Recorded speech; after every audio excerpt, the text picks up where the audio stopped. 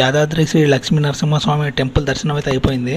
ఇప్పుడు మనం స్వర్ణగిరి వెళ్ళాలి. ఆ వీడియో ఎవరైనా చూడకపోతే డిస్క్రిప్షన్లో లింక్ పెడుతున్నా, ఒకసారి చూసారండి.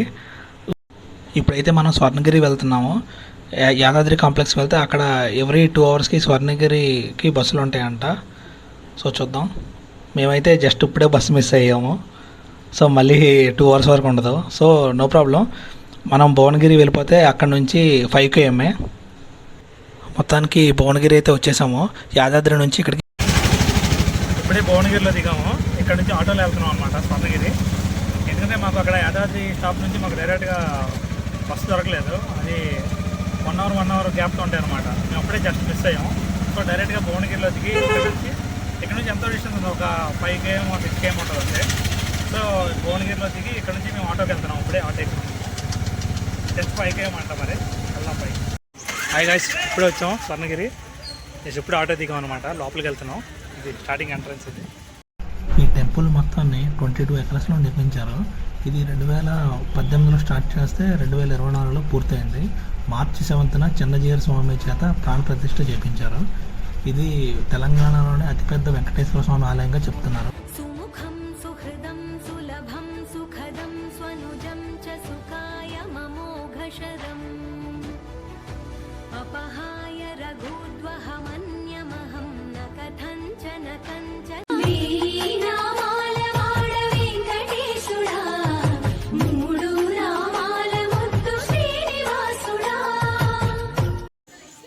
ఇప్పుడైతే దర్శనం అవ్వట్లేదు.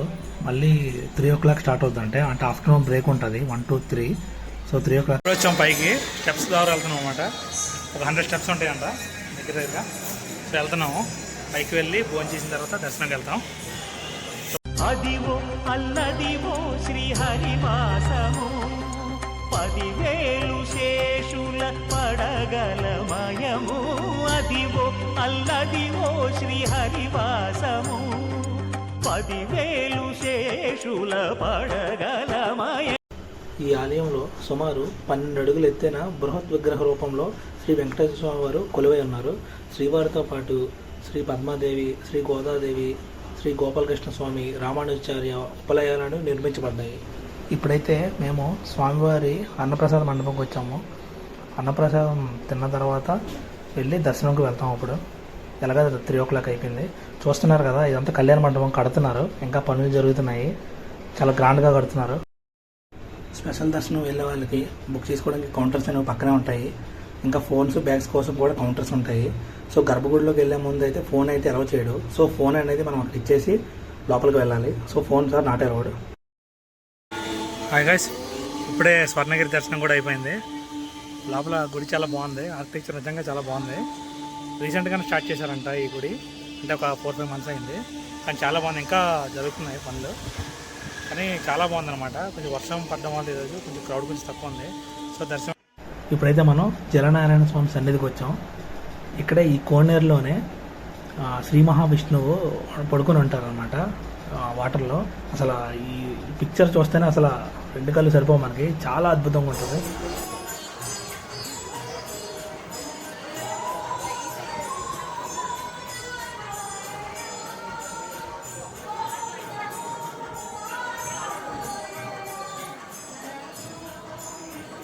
ఈ ఆలయంలో మరో ప్రత్యేకత ఏంటంటే హనుమాన్ విగ్రహం 40 అడుగులు ఉంటుంది హనుమాన్ విగ్రహం.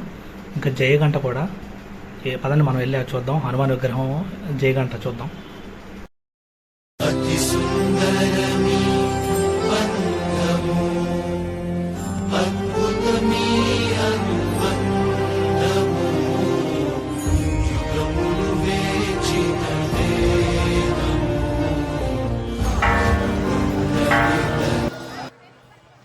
ఈ జయగంట దాదాపు 1700 kgs ఉంటుంది. అయోధ్య 2100 అయితే ఈ జయగంట 1700 kgs.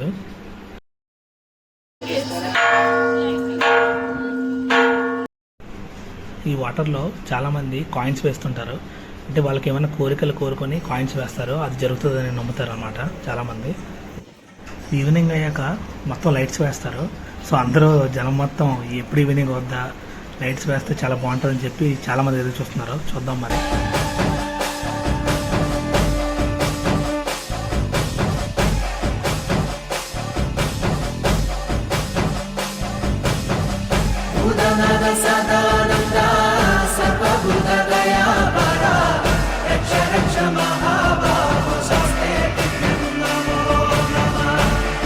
చూస్తున్నారు కదా, స్వర్ణగిరిలో మనం జలనారాయణ స్వామి దగ్గర ఉన్నాం మనం.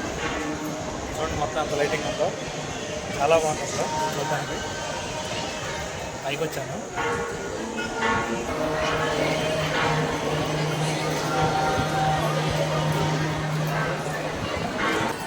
అసలు చాలా అంటే చాలా బాగుంది అసలు లైటింగ్తో. ఇది చూద్దామని చెప్పి మేము దగ్గరగా 4 o'clock నుంచి ఇప్పుడు 7 అయినట్టుంది. నియర్లీ 6:45 దగ్గర 2.5 hours ఇక్కడే ఉన్నాము.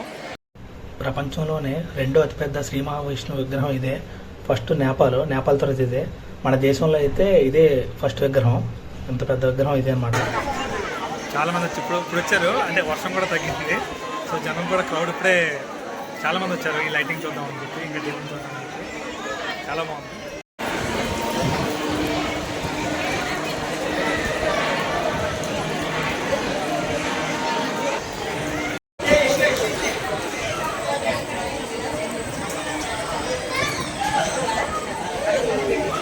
गाड़ी का भाई, मोटे ले भी ऐसे